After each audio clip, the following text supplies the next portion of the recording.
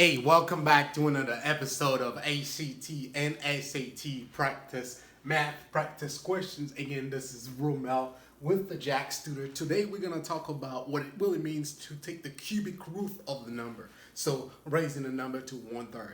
So, and we're gonna use that in an application. Let me show you an exercise here that really shows that. Let's say.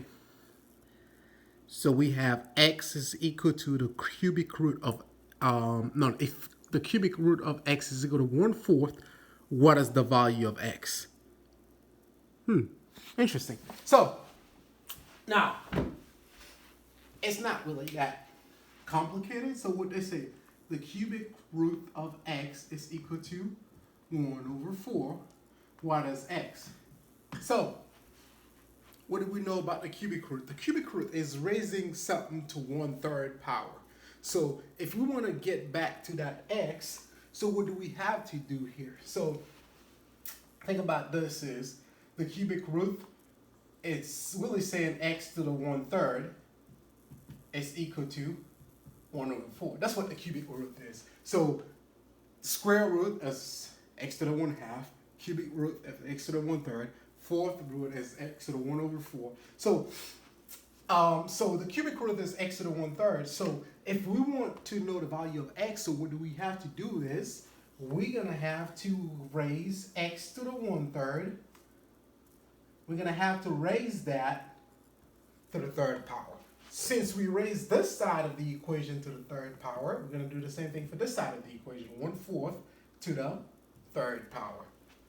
So we know how to work out exponent.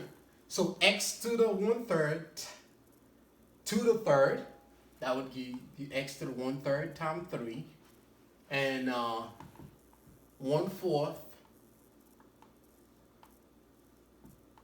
to the third. So it's 1 to the third, 4 to the third, right? So x to the 1/3 times 3 is x. 1/4 to the third, 1 divided by 4 to the third, x is equal to 1/4 to the what? 4 to the third is 4 times 4 times 4. 4 times 4, 16 times 4, 64. 1/64. And that should be choice. G. Yeah. Again, if you enjoyed this video, please share it on your page. Y'all have a lot of kids taking the ACT, the SAT, and any other standardized test. Thank you very much. Again, this is Romel with the Tutor. Thanks. Bye-bye.